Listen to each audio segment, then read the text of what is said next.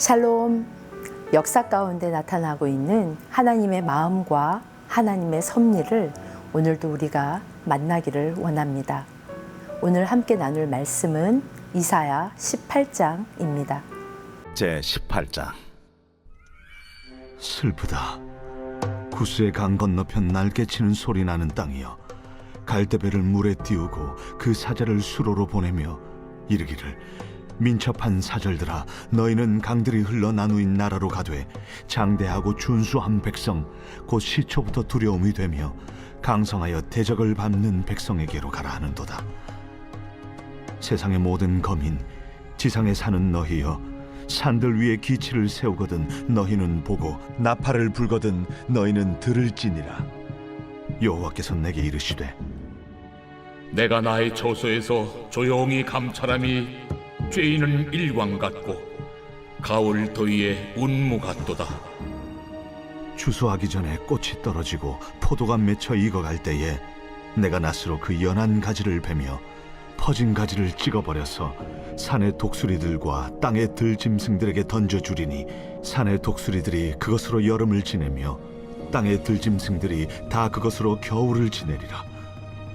그때의 강들이 흘러 나누인 나라의 장대하고 준수한 백성, 곧 시초부터 두려움이 되며 강성하여 대적을 밟는 백성이 만군의 여호와께 드릴 예물을 가지고 만군의 여호와의 이름을 두신 곳 시온산에 이르리라. 구스에 대한 예언으로 간주되고 있는 18장은 다른 장들과 달리 경고로 시작되지 않습니다. 슬프다, 즉 호라는 감탄사로 시작하고 있습니다. 이것이 암시하는 것은 17장 12절에 연속되는 예언으로 구스에 대한 심판의 경고라고 볼 수 없습니다. 17장 12절 말씀입니다. 슬프다, 많은 민족이 소동하였으되 바다 파도가 치는 소리같이 그들이 소동하였고 열방이 충돌하였으되 큰 물이 몰려옴같이 그들도 충돌하였도다. 18장은 애굽에 대한 경고로 넘어가고 있는 중간 단계로 보여집니다. 구스는 애굽 남단에 위치하는데 오늘날의 에티오피아와 수단, 소말리아를 포함할 만큼 광활한 지역을 일컫습니다. 당시 역사적인 상황은 주전 715년 에티오피아 왕이 애굽을 정복하고 왕조를 창건하여 세계 무대에서 주도적인 역할을 하고자 했습니다. 그래서 팔레스타인의 모든 나라들의 사신들을 보내서 아수르에 대항하여 일어선다면 애굽의 도움을 제공하겠다고 약속합니다. 당신은 이런 제안을 받는다면 어떨까요? 세상 속에서 안전하게 살아남기 위하여 동맹을 선택하고 그 집단적인 힘에 의지하는 것은 사실 자연스러운 일입니다.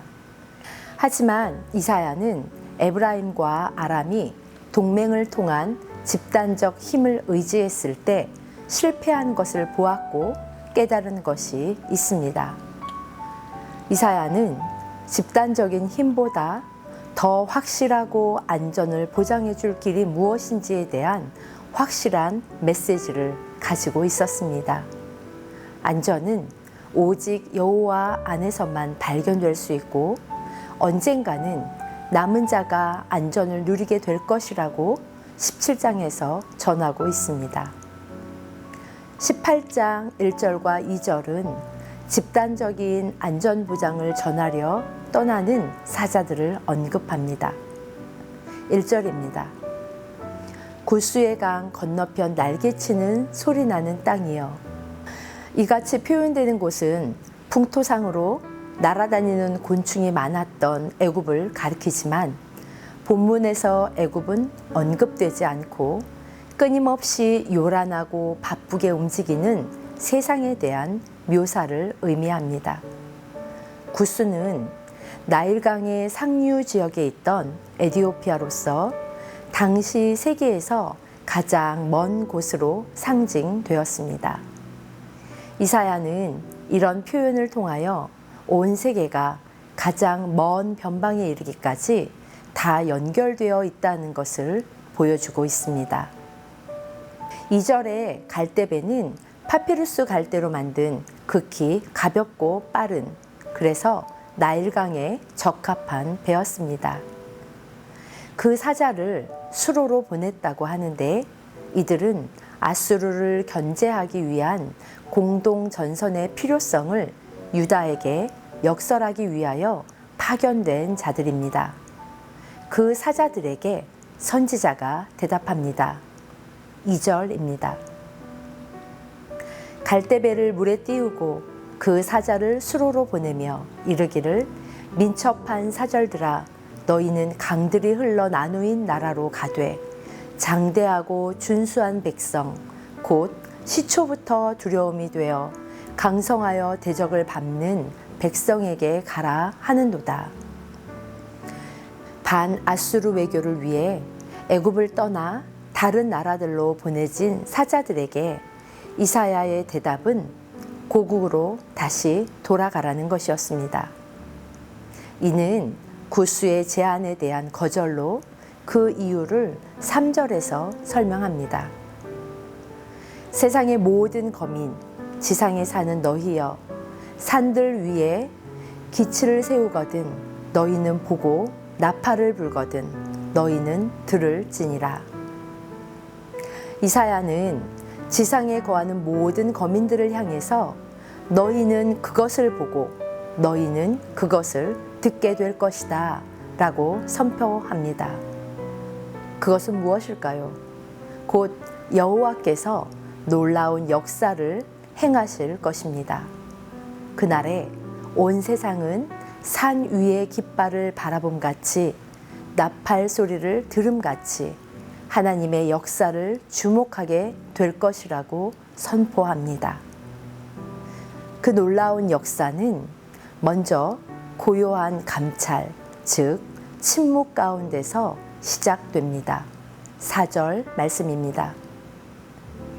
여호와께서 내게 이르시되 내가 나의 처소에서 조용히 감찰함이 쬐이는 일광 같고 가을 더위에 운무 같도다.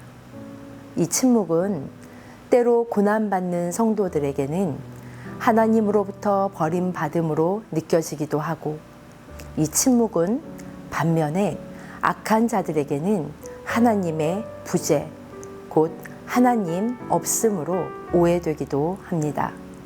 하지만 이 침묵은 목적이 있는 한정적인 침묵이며 감찰입니다.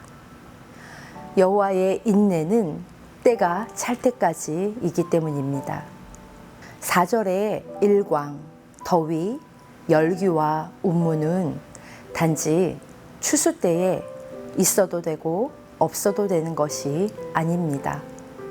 곡식을 무르익게 하는데 꼭 필요한 요소들로 여호와 하나님은 단지 지켜보시는 분이 아니라 그 모든 과정을 주관하는 분이심을 드러내고 있습니다.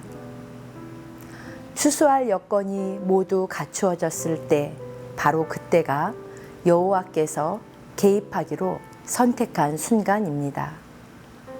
추수기가 가까워져서 포도들이 익어갈 무렵으로 아수르를 비유하고 있습니다.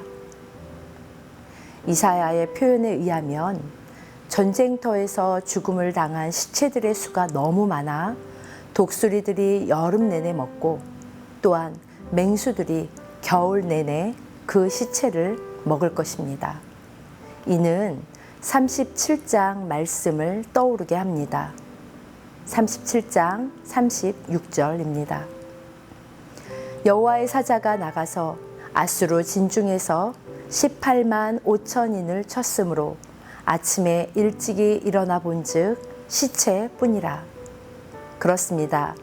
사느립의 군대가 하룻밤에 몰살당할 때 그 수가 무려 18만 5천 명에 이르렀다고 성경은 증거합니다.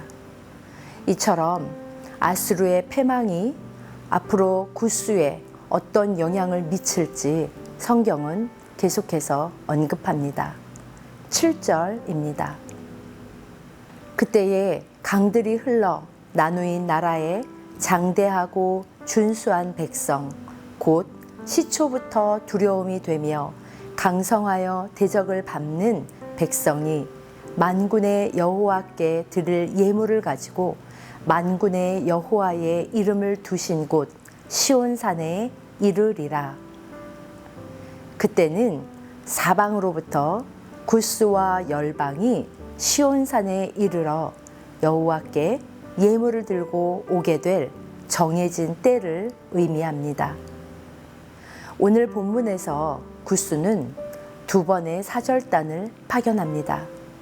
첫 번째는 2절로 아수르를 대적하기 위해 연합할 것을 제안하는 목적이었지만, 두 번째는 7절 말씀과 같이 아수르를 물리치신 이스라엘의 하나님을 경배하기 위해 예물을 들고 찾아옵니다. 이제 그들은 순례자가 되어 만군의 여호와의 이름을 둔 시온산으로 올 것입니다. 만군의 여호와라는 이름 속에 이방인의 남은 자에 대한 약속도 확증되었습니다. 그리고 시온산은 오늘날 예수 그리스도의 교회로 대체되었습니다. 저와 성도님들은 모두 이방인이었습니다. 그러나 하나님은 우리에게 만군의 여호와가 되어주셨고 언약을 맺은 영적 이스라엘의 후손으로 삼아주셨습니다.